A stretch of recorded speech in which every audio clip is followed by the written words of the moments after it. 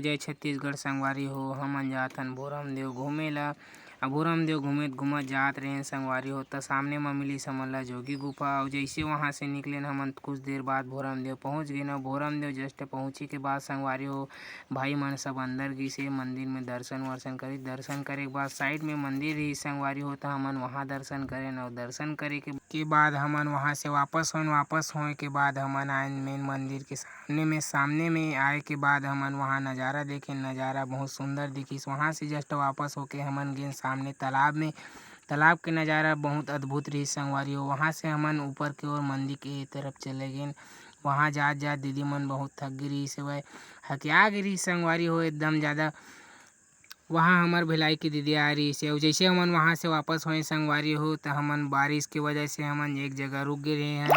बारिश के नज़ारा आपो मन देखो संगवारी हो। भाई हमार बहुत मस्त दिखत रही हवे।